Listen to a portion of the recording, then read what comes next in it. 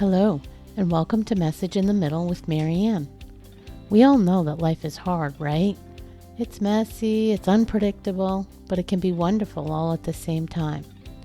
My hope is that we can take a deep dive into self-development topics and explore life's lessons through book clubs, conversations, and interviews. And together, we can uncover the lessons that others have already learned to help us navigate this crazy, wonderful ride called life.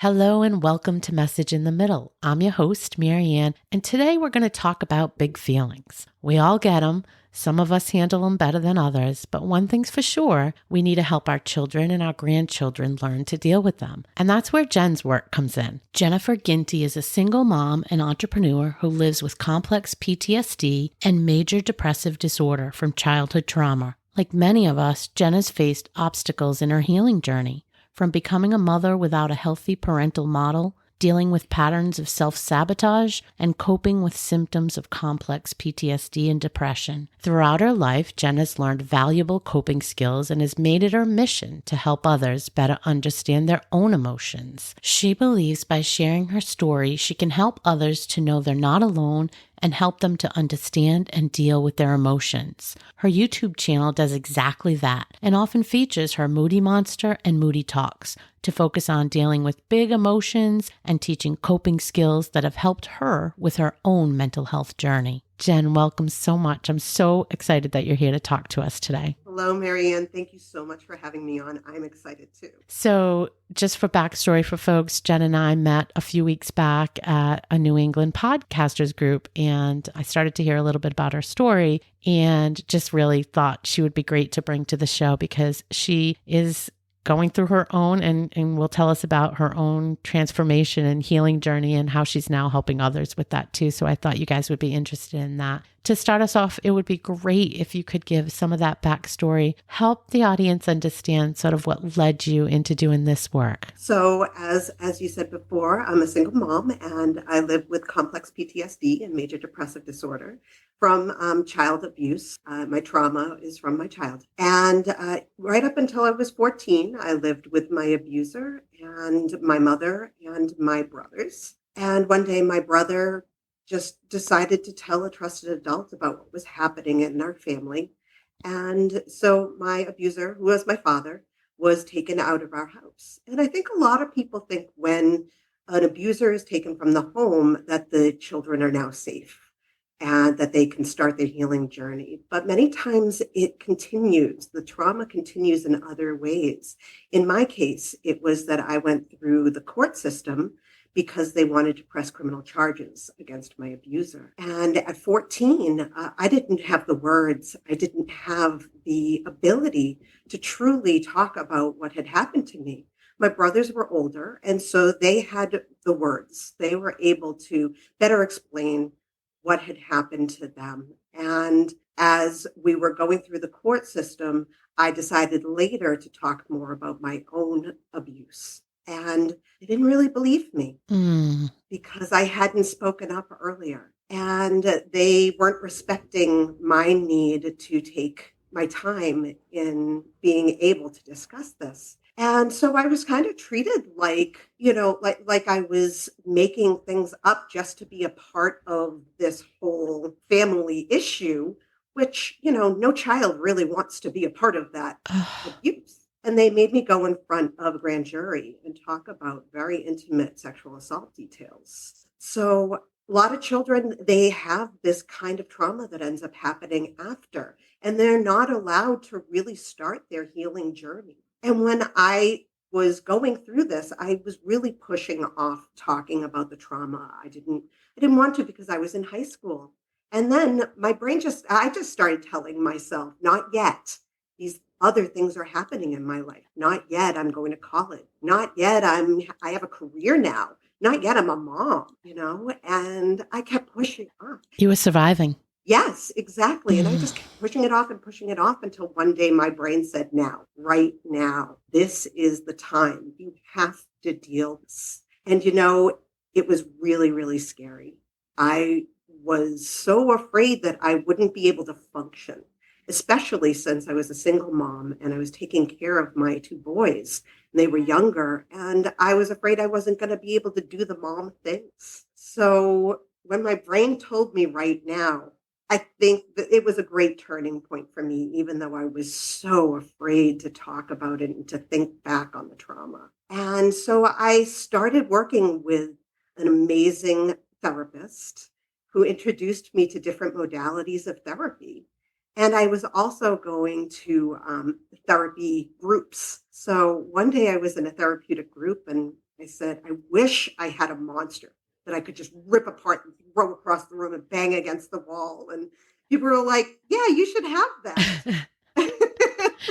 And so I was like, okay, maybe I could have that. And I went home, and I'm not a seamstress, I'm not a tailor or anything like that, but I put together this plush monster, and his arms, legs, and head were made with Velcro so that I could rip them apart. And so this was the very beginning of Moody. And at that point, he was just for me. So I called him PTSD Pete. Moody went through a name change. I didn't know that. Yes, absolutely. And I started to realize if this can work for me, because Pete was really there for me, that maybe they could help others, especially children. My oldest had a lot of behavioral issues when he was young, and he would have blowouts, and then he would have shame spirals after. And those shame spirals would just be awful for both him and I, because I hated to see my child feel that way about himself, because once they do these shame spirals over and over, it starts to become toxic for a child. Yeah. So I went to the SBA and I talked to them, and they were like, you should go to this program. It's a nonprofit for entrepreneurs called E4All. And so I went to them, and they had an accelerator program, and it happened to be during the pandemic. So we were all stuck inside, and I was able to work on this whole project and bring it to what I really needed it to be. Wow. So much in there. First, I want to say, I just want to acknowledge and say that I'm sorry you had to go through that as a child, because I know it can't change anything and it made you who you are and where you are, but no child, as moms, we don't wish that on any child, of course, right? So I'm sorry you had to go through that. But also, I think the listeners hopefully could hear maybe things they weren't aware of, because I know I wasn't aware of that sort of, I'll say, secondary abuse, where when you went through that in the court systems, how awful for a child to have to process all of that when you don't even have the tools to process that. So I can't even imagine. But then I often say that our mess becomes our message. And, I'm using the word mess lightly. This isn't something you created, but we all have our messes, and your mess is now your greatest message, and you're using it to just share this gift with the world. So congratulations on that, being able to transition in your healing to take the message to then start helping other people. And for those that can't see Moody Monster, you did a great job describing it. It really does look like a plush doll, and his arms and legs are attached by Velcro, and almost like a kid's toy where you have those Velcro parts that go together. You can pull it apart and it literally can be taken into pieces. It was such a fascinating thing for me to see, because I hadn't seen anything like it. And I could really see how this could be useful, especially to children, maybe to adults. I hadn't thought about that, but you said when he was Pete, he helped you. Absolutely. And the greatest thing that I thought the best thing about Moody was that I could rip them apart, right? But the even better part about Moody is putting them back together. Oh, elaborate. I hadn't thought about that. Yes. When I was doing it for myself, it was like I was giving myself a chance to put myself back together again after having this, explosion of feelings and frustrations. Wow. So, yeah. And for children, this gives parents or caregivers the opportunity to sit down with the children and say, what happened while you're putting them back together again? What happened? What can we do next time to help you better cope with that big frustration you were feeling? So it's a great communication tool. for parents and children and caregivers to really talk about their emotions together. Well, and I love the visual. I really hadn't thought about putting it back together, but I love the visual of it empowers the person or the child to then have the capability to put it back together. That's a really powerful thing. That's fascinating. And just again, to inform the listeners, you're now using Moody Monster in your YouTube channel, and you feature different emotions to talk through. And sometimes, I'm not sure if all of them, so you can come in and correct and tell me how it works. But I think the ones that I saw, you're reading a book about emotions and then talking about the emotion, and the Moody Monster's there helping you kind of do that. But it's actually done in such a cute way. I could see having that be a tool, even those be a tool to help children process their thoughts. And I guess I would add, I'm thinking it doesn't necessarily have to be in a crisis situation either. These can be used with kids that haven't gone through big trauma, just regular moments, so kids learn how to deal with big feelings. Would you agree with all that? Yes, absolutely. So that part of it is Moody Storytime. So I love doing Moody Storytime and picking different books about feelings for them. Because when I was creating the channel, I at first wanted it to be for children only, just have these Moody Storytimes.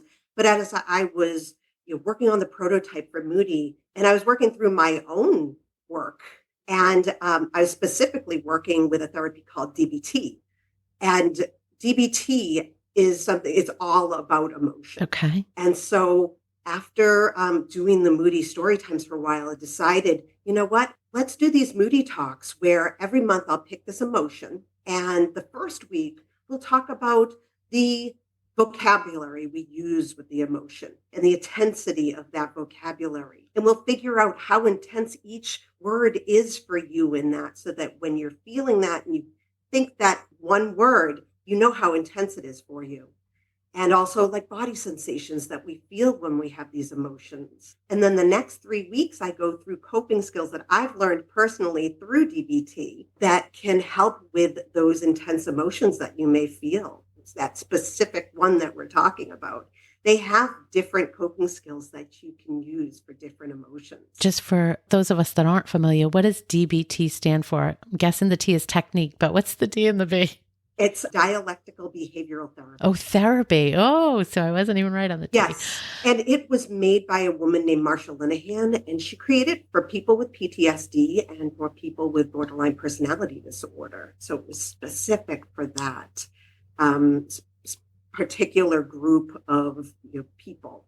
But it really has become something that many people have used these coping skills to help them through. So you're finding a way to couple the specific emotion that you're talking about with sharing these skills and these tools so that people can use them. What's the feedback been like? It's been great, because when I do these videos, I constantly talk about building your own toolbox. If you have your own coping skill toolbox, then you're set to go for not only just emotion regulation, but also for distress tolerance in very difficult situations, because these coping skills range from something that you can use beforehand, before you may get into a distressful situation, during a distressful situation, and also for afterwards. So you can go back and look at that situation and figure out, what I can do next time that will help me through. I love that. And I love that you hit on early, you said your therapist introduced you to different modalities, because we often talk about that too. And that's been one of my goals, is to just curate information and share it with people, because whether you're going through a healing journey or transformation in our middle ages, which is something I talk about an awful lot, or working on some really big goals,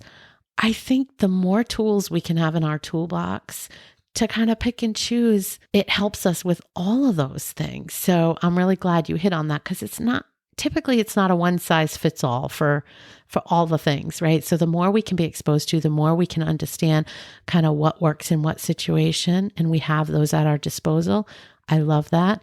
I also love tools like these that you don't necessarily have to pay for. I mean, great if you need a talk therapist or you need to go get any kind of treatment or need medication, whatever. But it's also great to have things like meditation and tapping and some of these kinds of tools that you can just learn how to use the certain things in certain scenarios. I love that because not everybody has access to the means that are required for some of those other ones. So thank you. Thank you for sharing that and for the work you're doing. Does it surprise you where you sit in all of this today, that you just got this idea in the middle of your healing journey, which you had put off for so many years? And now here you are talking to me. You're doing different podcasts. You're thinking of your own podcast. You have a YouTube channel. You're just doing all this great work in this space. Does it surprise you? So much. I feel as though inside me, I've always kind of had that advocate. I'm a caregiver. So I am that person who will take care of everyone around me. And I want to spread that caring and the ability for others to care for themselves. And so I knew when I created Moody that I was going to need to do something to get myself out there. And I made a promise to myself that I was going to share my story, no matter how difficult it could be. Because if I help one person feel as though they're not alone, I've done my job for the day. I want people to feel that they have someone out there that understands. Yes. And I've always been open to, please, DM me, send me an email if you want to talk, because that's just what comes from my heart. I honestly think that's been one of the greatest things of the pandemic is people recognizing how important community was and validating and joining together. And I know there's lots of different schools of thoughts on this, but I personally think it's gotten easier since the pandemic because I think so many people now rely on online means to get that community and it's accessible to more people that way. So I'm appreciative of you saying that and being open to other people. And I think it really means a lot. I think it means a lot for people to be validated, to realize how much we're really all the same. Like our messes are different, but we're all the same. We all have stuff, and figuring out how to get past that stuff it's complicated. Life is messy and complicated. And I think having others that have done it before you, if they can pass any of the cheat sheets over or any of the quick passes to get us there faster, fantastic. So be it, right? I mean, I think that's a great thing. I'm really curious, this whole topic of big emotions. I know it's one that, like when I was growing up, that wasn't something we talked about. It wasn't like a thing, right? I don't know how old you are. I'm 55, but that wasn't a thing.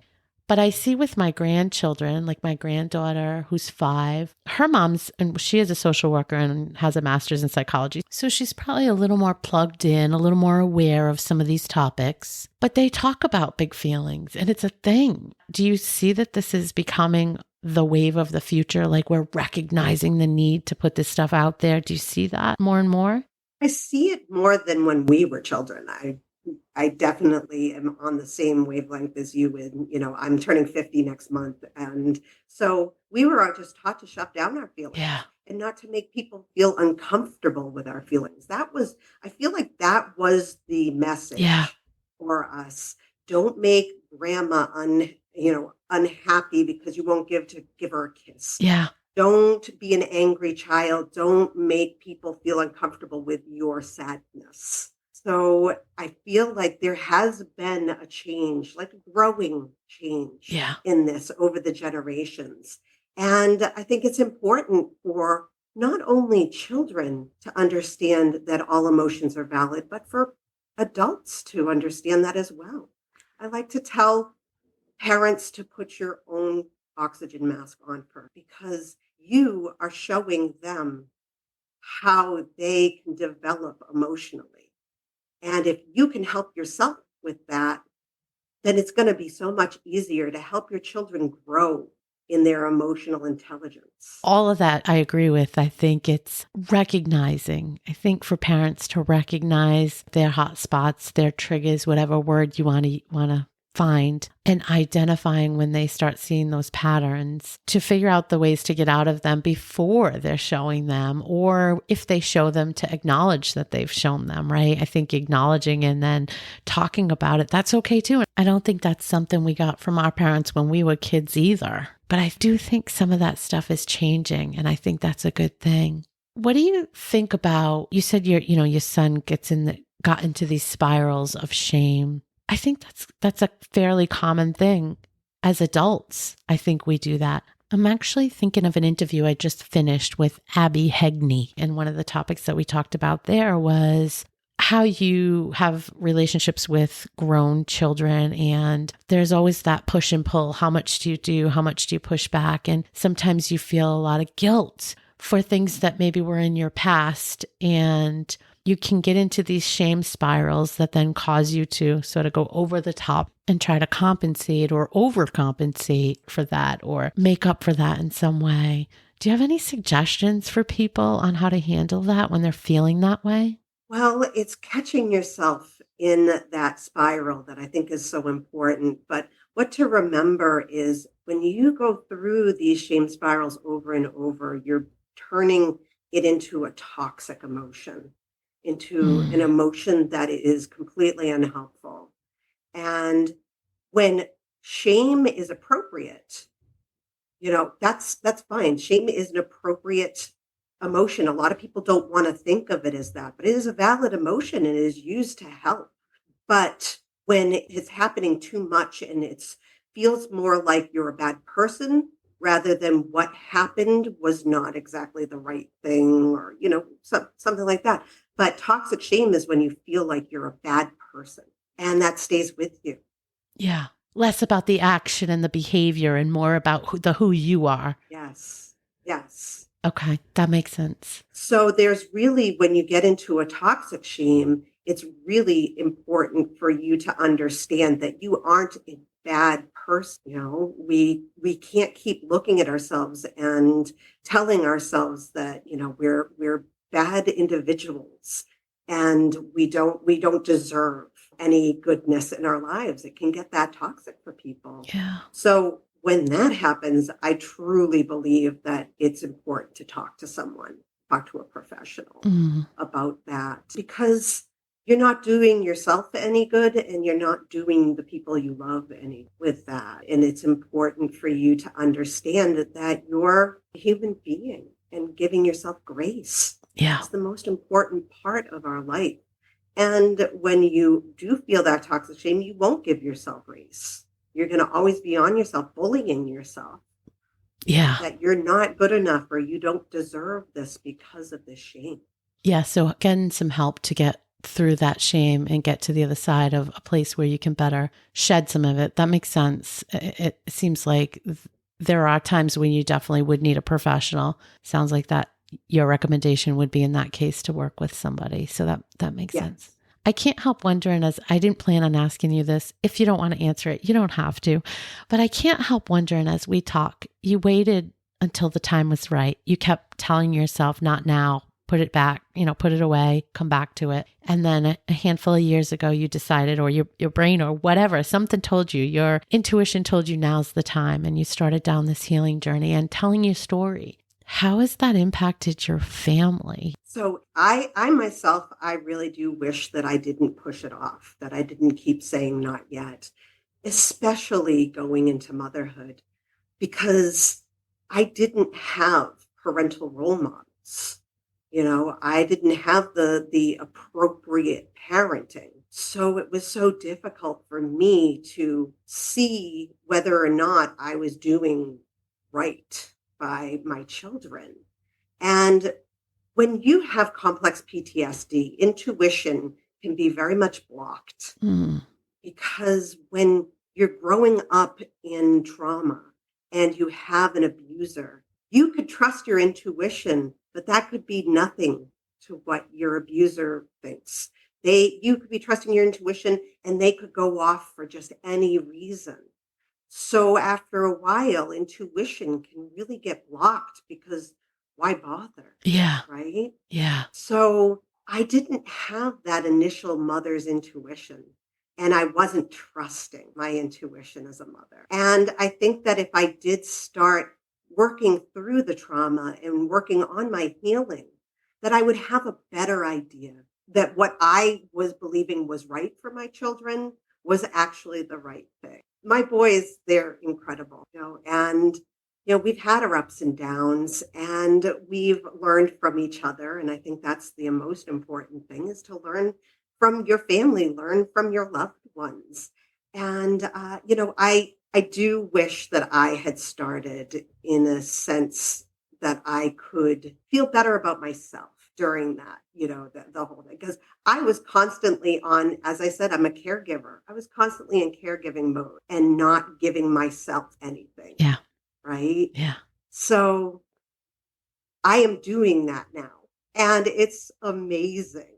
It really is. And, we talk about boundaries all the time, but I didn't know boundaries until I really started working through this and giving boundaries to people who deserved them Right. and not backing down from them and being like, oh, okay, you don't want to do that. You don't want to be, following my boundaries. A lot of people with trauma will allow people to walk straight through boundaries that they put up. Of course. You were taught that. Right. Absolutely. But there were no boundaries available. Yeah. So I really feel as though my children and I are so much stronger and have so much more respect for each other because of this healing journey, because they've learned as I've learned as well. I've reached out and I've given them the coping skills that I've felt were great. And some of them have worked for them, some of them not, because they're totally different human beings. Sure.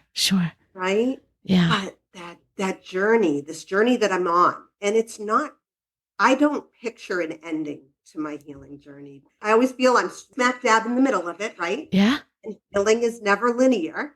There's going to be the roller coaster up and downs of it. So I don't put I have to be healed by this time. I love that you said that because I always get a little like side eye when somebody says to me, no, I've been there. I've done that. I'm all through. Like, I don't think you get to the other side per se. And I know we use that term in different circumstances, but certainly you can get to a place of coping better and you can get to meet some of your goals in a transformation journey or a weight loss journey or a new job search, whatever your goals are. But hopefully we're all continuing to grow and we're all continuing to change and take our experiences that lead us to yet another level. I mean, that's the whole human experience. Like, you don't stop, you just keep going, transforming, healing, all of it. Yeah. I've had so many people say, well, you're not healed yet. And then people telling me, well, stop talking about it and thinking about it and it will go away. Complex PTSD isn't just something that you can let go. Complex PTSD is something that is in your body. It's in your body chemistry. It's in your brain, in the way that your neurons are created. And it's seriously, you're not neurotypical when you come out with complex PTSD because you've been steeped in that trauma for so long. So I was a great way to understand the difference between complex PTSD and PTSD through a social worker. And she said, with PTSD, imagine that you've been in a really bad car crash and someone got hurt or you got hurt. And after that, you were so scared to get back into a car. You were afraid to get behind the wheel again and drive. And over time, you can be able to work through those triggers, be able to make steps towards going back to doing the thing that was so scary to you. With complex PTSD, you've been in the trauma for such a long period of time that it completely changes you as a person. It changes you in the body chemistry in the sense of, many people with complex PTSD are hypervigilant.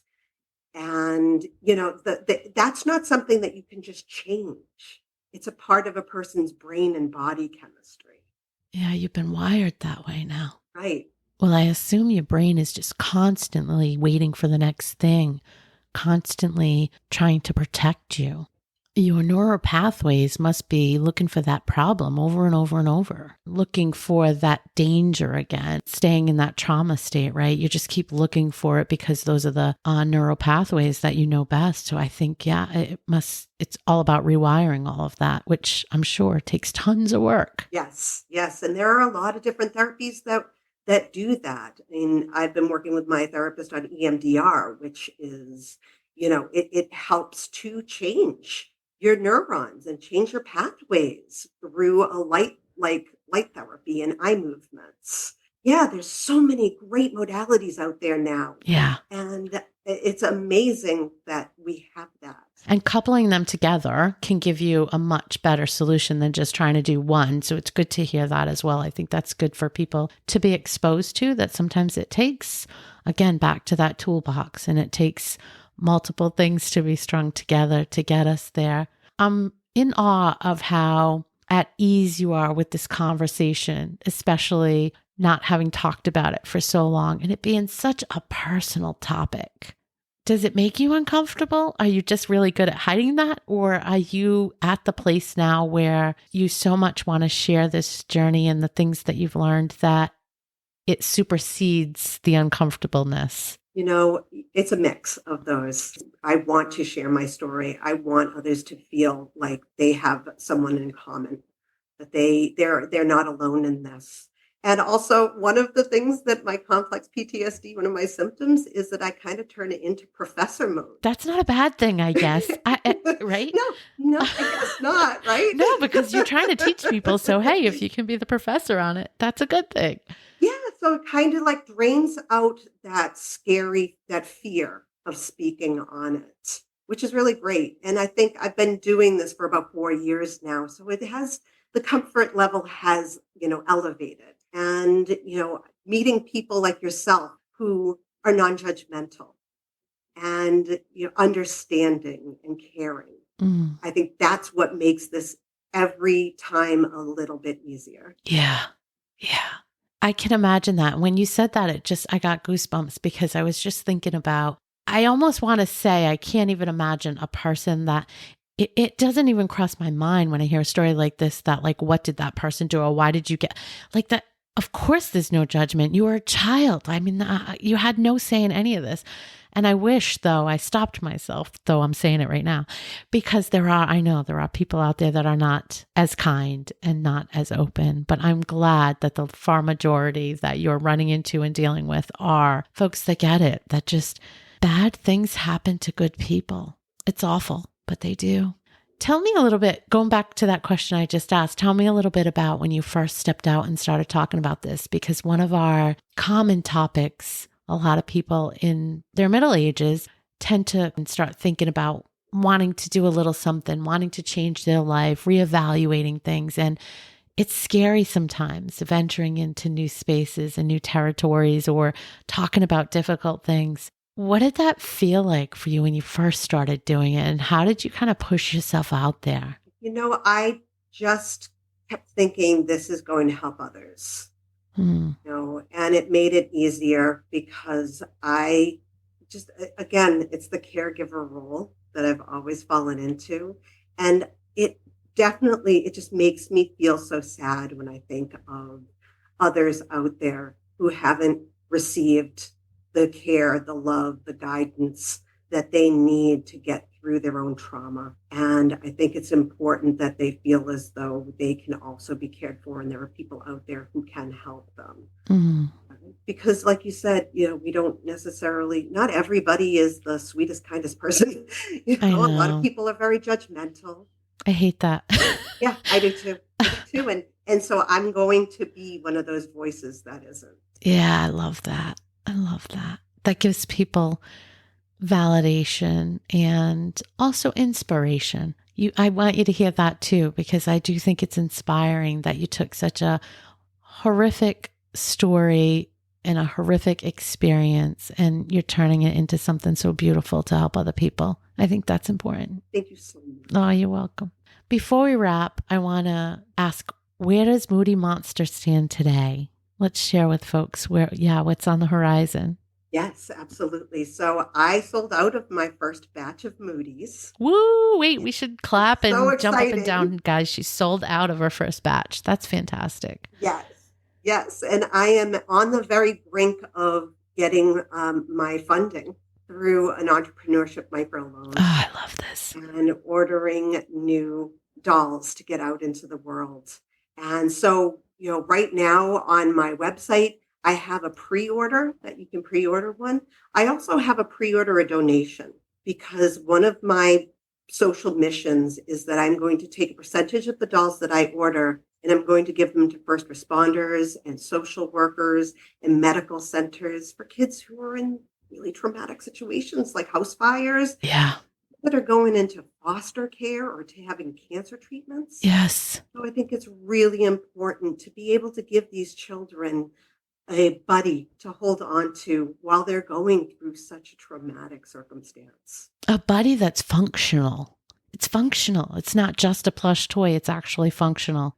I love that. Guys, check out the website. We'll put all the links in the show notes, and check out Moody Monster, because I think you guys will think it is as cute, but also as functional as we talked about. But it's really neat. It's really neat. So if you have small children, grandchildren, I know many of you guys work in school systems, think about it for that as well, because I think it's definitely a tool that could help out a lot. But I also want to just say thank you again for coming on, because your story is fascinating, but inspirational, and what the work you're doing is great. All of that's true. And I think it fits as well, because who would have known if you looked at you 6 years ago or 8 years ago, this is what you would be doing. And I continually get on here and I say to people, if there's this little voice inside of you that's urging you to do something, just do it. Take one little step towards that thing. As hard as it might be, just take one little step. You don't need to know the whole path. And you're a perfect example of that, because even today, you got through that first set and you got through that first funding of being an a new entrepreneur in the space. And now you're going through a second evolution of that. So you just keep learning and you keep going and you keep finding the next thing for it as you go. You don't have to know it all. And I think that's important for people. Absolutely. You don't have to know it all to chase your dream. Love that. You don't have to know it all to chase your dream. Thank you so much for coming and talking with us today. And I will continue to watch your journey and cheer for you and for Moody Monster. Thank you so much, Marianne, for having me. This was a wonderful conversation. Thank you for listening to this episode of Message in the Middle with Marianne. If you enjoyed the podcast, please take a minute to share it and write a review, as it helps bring new listeners to our audience. If you'd like to keep the conversation going between episodes, please join us at Facebook group Message in the Middle with Marianne.